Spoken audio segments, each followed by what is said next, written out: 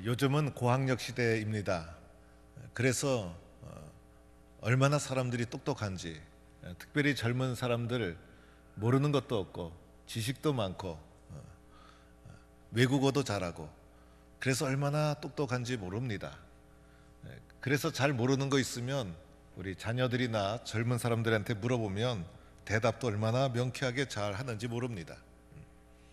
더하여 요즘 사람들은 말솜씨도 얼마나 좋은지, 옛날에는 그래도 말하는 사람은 목사가 좀 말을 잘했는데 요즘은 목사보다 말 잘하는 분이 또 많아요. 그래서 얼마나 말솜씨도 좋은지, 그래서 요즘은 모든 분이 참 실력도 있고 똑똑하다라는 생각을 가지게 됩니다. 과학 문명이 발달하다 보니 자동차도 발달하죠, 가전제품 발달하죠, 비행기도 발달하고 기차도 발달하고, 그런데 우리의 삶 속에 가장 가까이 와 있는 것이 핸드폰.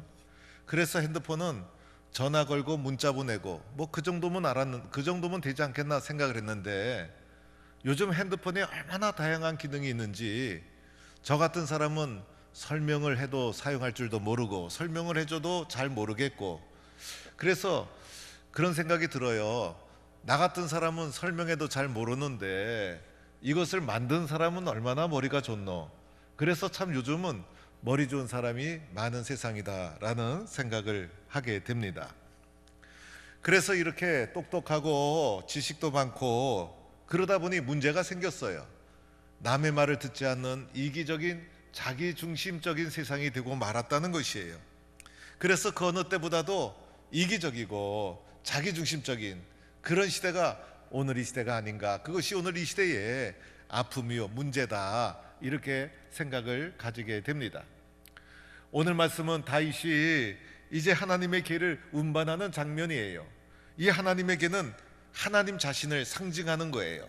그래서 오늘 말씀에도 보면 그룹들 사이에 자정하신 만군의 여호와의 이름으로 불렀다, 이렇게 말하고 있어요.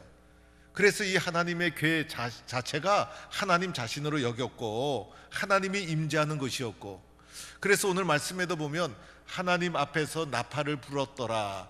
그래서 이것을 운반하는데 나팔을 앞에서 막 부는데 궤 앞에서 나팔을 불었더라 이렇게 하지 않고 하나님 앞에서 나팔을 불었더라, 이래서 이 하나님의 궤 자체가 하나님의 상징으로 하나님 자체로 받아들였다는 거예요. 그런데 이 하나님의 궤를 다윗이 예루살렘 성으로 이제 운반을 쫙 해 나갑니다. 예루살렘 성으로 이 하나님의 궤가 딱 들어가는 순간 이제 예루살렘은 명실상부한 정치의 중심이면서 동시에 신앙의 중심, 하나님이 임재하는 도성이 되고 마는 거예요. 그래서 이것은 하나님을 예루살렘 중심으로 모시는 사건이 되어서 다윗 왕조에 있어서는 엄청난 소중한 사건이 오늘 하나님의 궤를 예루살렘으로 운반하는 일이다 할 수가 있어요. 그래서 다윗은 이 하나님의 궤를 운반하는 일에 최선을 다하죠. 이걸 어떻게 소홀히 할 수가 있겠어요. 그래서 자그만치 3만 명을 뽑아서 이 궤를 운반하는 일에 동참하게 만듭니다. 엄청난 사람을 동원한 거예요. 더하여 한 번도 사용하지 않은 새 수레에 이 궤를 딱 얹히는데 이 새 수레가 보통 새 수레였겠습니까? 그리고 나서 악기와 수금과 비파와 소고와 양금과 재금 등을 동원해서 이제 멋지게 연주를 쫙 해가면서 엄청난 정성을 다해서 하나님의 궤를 운반하게 된 거예요. 이렇게 국가적 차원에서 정성을 다해서 여호와궤를 운반하는 중에 나군의 타작 마당이라는 곳에 이르렀을 때 예기치 않은 사건이 일어납니다. 이제 이 수레를 메고 가던 소가 갑자기 걸음을 멈추고 미친 소처럼 날뛰기 시작하는 거예요. 그러자 이 수레가 뒤집어지는 듯하게 요동을 치면서 이 수레 위에 있었던 여호와의 궤가 이제 땅바닥으로 떨어지려고 하는 거예요. 그러자 이 수레를 끌고 가던 우사가 이 떨어지는 수레를 딱 궤를 잡아가지고 이제 막았다는 거예요. 그런데 우사가 하나님의 궤를 잡게 된 것을 가지고 하나님이 그의 잘못으로 진노하사 이렇게 말합니다. 하나님께서 그것을 잘못했다고 규정하고 그것 때문에 하나님께서 진노하셔서 하나님께서 웃사를 쳐서 이 웃사가 여호와의 궤 옆에서 죽게 되었다는 것이죠. 여러분, 이 사건을 여러분은 어떻게 이해할 수 있겠어요? 저는 성경에서 상식적으로 이해하기 힘든 부분 중에 하나가 바로 이 부분이다. 하나님께서 해도 너무하지 않았는가? 그래서 다윗은 이 사건을 겪고서 마음의 충격을 받아요. 하나님, 이럴 수가 있어요? 그래서 분노가 속에서 탁 올라오게 되면서 아니, 소가 날뛰어서 떨어지는 길을 붙잡은 것이 뭐가 잘못됐습니까? 그걸 당연히 붙잡아야 되는 것이지 상식적으로 생각해서 이해가 되지 않았던 것이죠. 그래서 다윗은 하나님이 나를 사랑하지 않는구나 이렇게 생각하고 여호와의 궤가 어찌 내게 오리요, 여호와 궤를 예루살렘 성으로 운반하는 것을 중단하고 포기하게 됩니다. 이런 일이 일어났다는 거예요. 우리는 이 말씀을 한번 잘 생각해 봐야 합니다. 사랑하는 성도 여러분, 오늘 왜 하나님이 이렇게 진노하신 것일까? 하나님이 진노하신 데는 이유가 있지 않았을까? 여러분은 하나님이 왜 이렇게 진노하셨다고 생각을 하십니까? 여러분, 오늘 이 말씀을 잘 살펴보면요, 오늘 다윗은 지극한 정성을 다해서 하나님의 길을 운반합니다. 그런데 다윗이 운반할 때에 자신의 뜻, 자신의 생각으로 최선을 다했다는 거예요.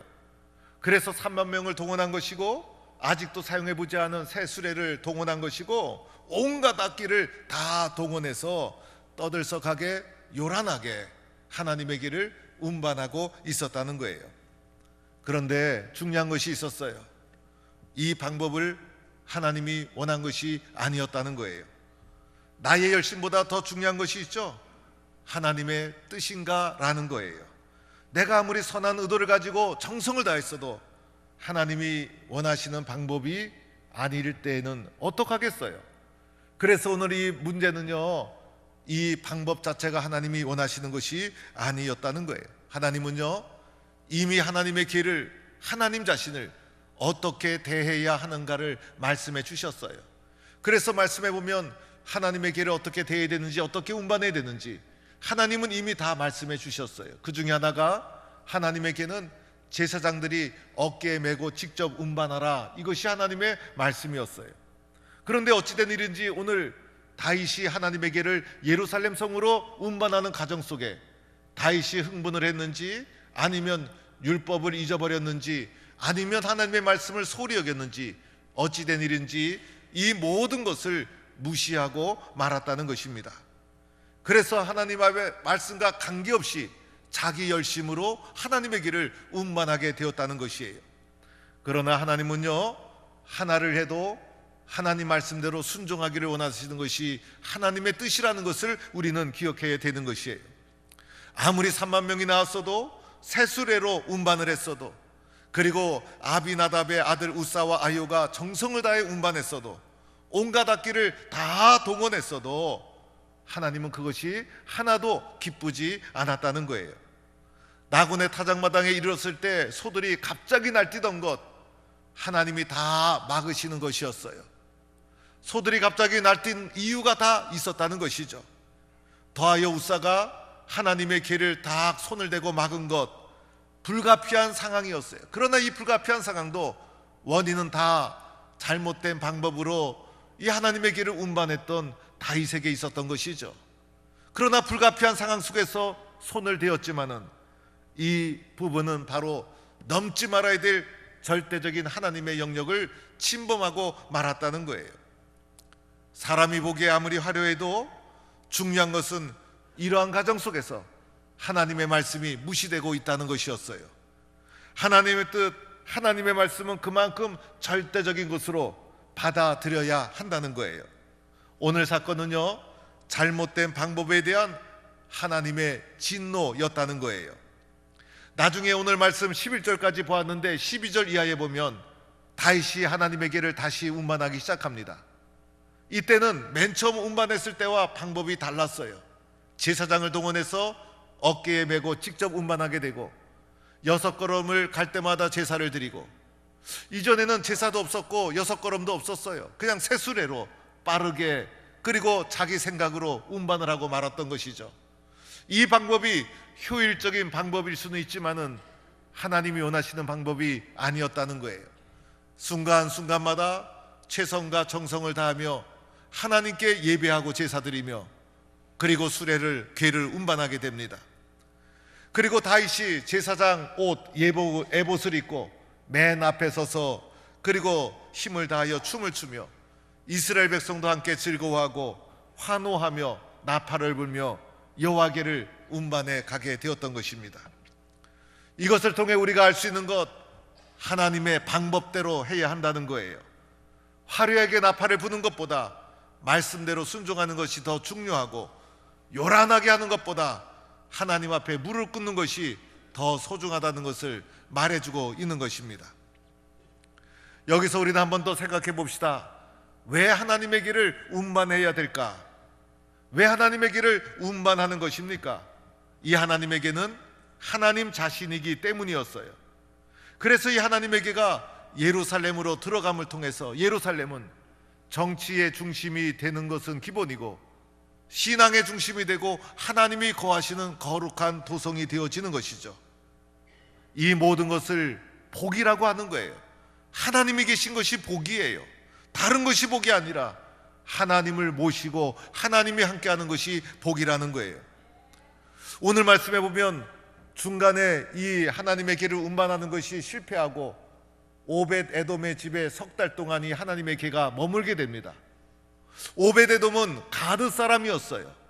가드 사람 이방인이었음에도 불구하고 오벳 에돔의 집이 하나님의 궤 때문에 복을 받게 됩니다.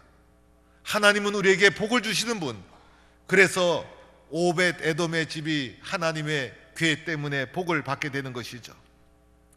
내가 하나님을 믿는다는 것이 무엇일까? 내가 하나님을 믿는다는 것이 무엇일까? 마치 예루살렘 성 안으로 하나님의 궤가 운반되어 들어가듯이, 내가 하나님을 믿는다는 것은 내 마음속으로 하나님의 말씀을 운반하여 받아들였다는 거예요. 그래서 내 마음속에 하나님의 말씀이 있는 거예요. 하나님의 궤가 예루살렘에 들어가고 오벳에돔의 집에 거하고 그 하나님의 궤 때문에 복을 받듯이 내 마음속에 하나님의 말씀을 받아들였다는 것이죠. 그래서 하나님의 말씀이 내 마음속에 있을 때 그것이 복이라는 거예요. 왜 우리가 하나님을 믿어야 되죠? 하나님의 말씀이 내 중심에 있을 때 그것 때문에 내가 부족하고 연약할지라도 복을 받게 되고 내 인생의 중심이 세워지는 것이고 내 인생이 의미가 있어지는 것이고 내 인생이 가치가 있어지는 것이고, 그래서 하나님은 우리에게 복을 가져다 주시는 분이다, 이렇게 말씀하고 있는 거예요. 우리가 머리가 좋고 경험도 많고 똑똑한 시대에 우리는 살아가고 있어요. 우리 주변에 똑똑한 사람이 얼마나 많은지 몰라요.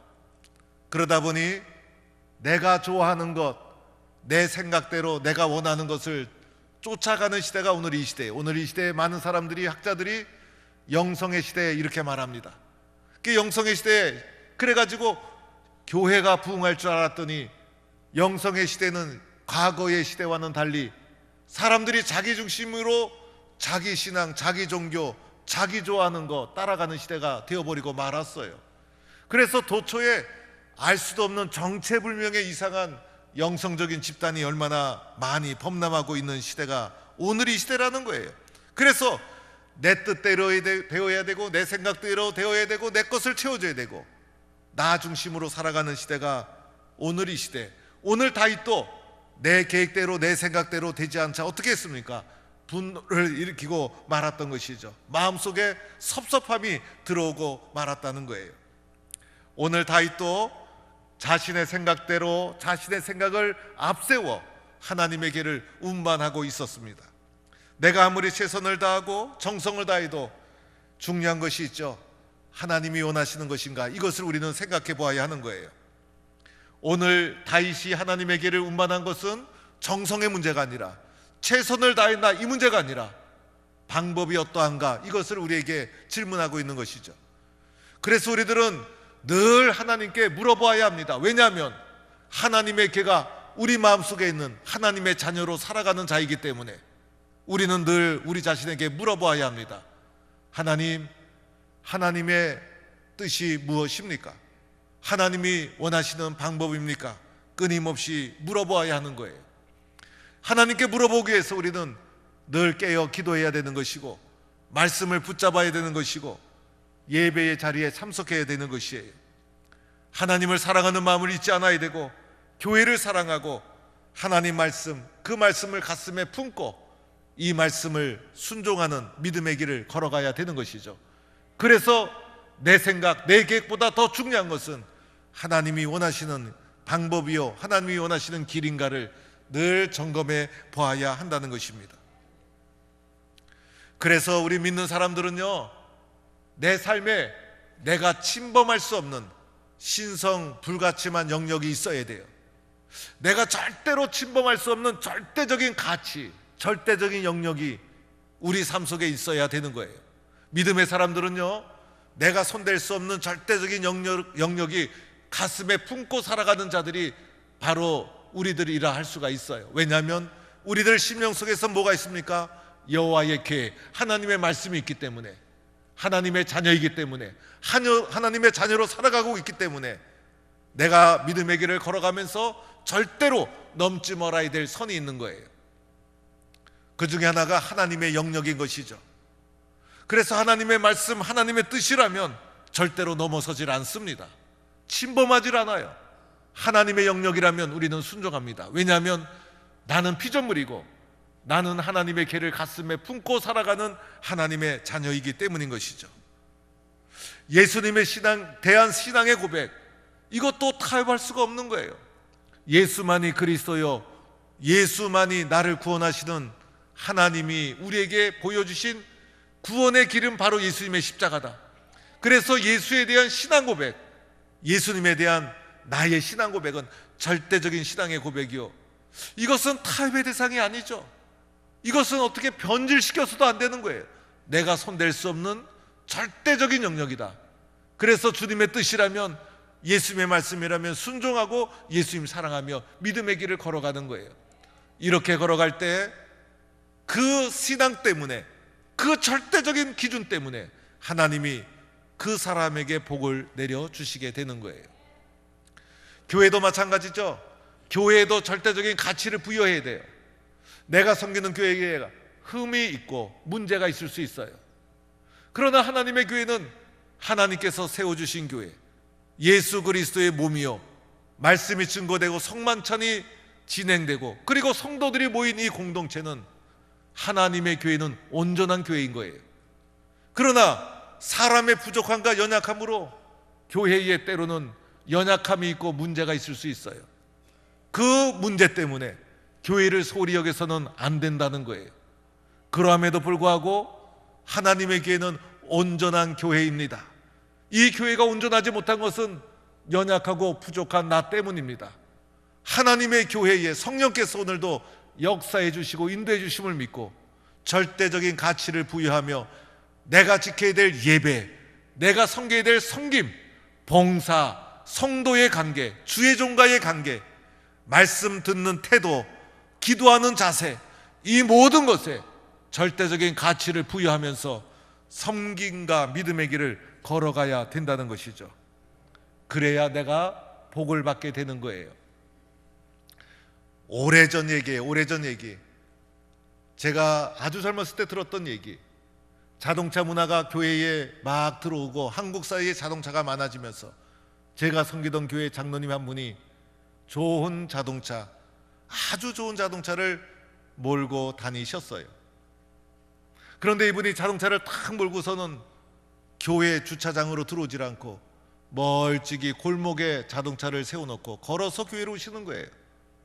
장로님, 왜 자동차를 교회로 안 몰고 오십니까? 장로님 생각은 이러했어요.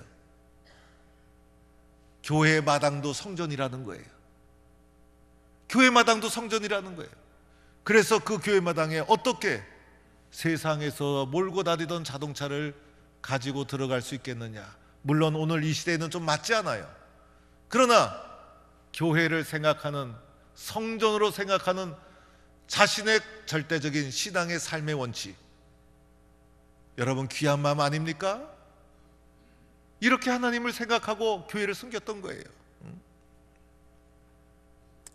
이렇게 믿음의 길을 걸어갈 때 어떻게 될까? 부족하고 연약할지라도 오벳 에돔의 집에 복을 내려주셨듯이 하나님께서 예수 잘 믿는 나에게 복을 내려주시는 거예요. 예수 믿는 삶을 살아가는 우리들, 내 가슴 속에 하나님에게 주님의 말씀이 있기 때문에 내가 침범할 수 없는 삶의 원칙, 절대적인 삶의 가치, 예수 믿는 사람이기 때문에 그것이 있어야 되는 것이죠. 그래서 우리들은 주일이 되면 주일 성수하고 예배 자리 나오고 성김과 봉사기를 오늘도 걸어가고 기쁨으로 섬기고, 그리고 교회에서도 봉사직을 감당할 때도 끝까지 충성하고 최선을 다해 섬겨나가는 거예요. 왜냐하면 하나님이 내 가슴 속에 계시기 때문인 것이죠. 종교개혁자들의 슬로건이 있었죠. 말씀이 가라 하는 곳에 가고 말씀이 서라 하는 곳에 선다. 말씀에 대한 절대적인 순종. 말씀이 가라 하면 가는 거예요. 말씀이 서라 하면 서는 거예요. 말씀이 순종하라 하면 순종하는 거예요. 말씀이 하라 그러면 하는 거예요. 내가 판단하는 것이 아니라 하나님의 말씀 앞에 나를 순종시키는 거예요. 믿음의 선배들이 교회를 섬기면서 하셨던 말이 있죠. 기도를 앞서지 말고 기도를 앞세워 가라. 기도를 앞세워 가야지. 기도를 먼저 해야지. 기도하지도 않고 자기 생각으로 세상에서 배운 것 가지고 큰 소리 치면 교회가 망가지잖아요. 그래서 늘 기도하고 무릎 꿇고 말씀 순종하고 절대적인 가치를 내 삶 속에 기준으로 삼고 하나님 앞에 이 길을 걸어가는 거예요. 우리는 하나님을 마음속에 모시고 살아가는 사람, 그렇죠 여러분? 그래서 세상이 변해도 절대적으로 침범하지 않고 순종해야 될 삶의 기준이 있는 하나님의 사람들입니다. 말씀과 기도를 붙잡고 살아갑니다. 예배와 섬김의 길을 늘 변함없이 걸어갑니다. 사랑과 봉사의 길을 걸어갑니다. 주님 뜻이라면 기쁨으로 달려가고 주님 뜻이라면 기쁨으로 순종합니다. 하나님이 그러한 자에게, 그러한 가정에 무엇을 주십니까? 은혜와 복을 주십니다. 하나님의 복을 가져오는 성도, 하나님의 복을 가져오는 성도, 하나님의 복이 흘러 들어가는 성도, 이러한 성도가 되기를 축원합니다. 오늘도 주일날 이렇게 교회에서 만나니 얼마나 감사하고 기쁩니까? 오늘도 마음껏 사랑하고 마음껏 축복하고 마음껏 섬겨주고 하나님의 은혜가 우리 모든 성도의 가슴 속에 가득하기를 간절히 축원합니다.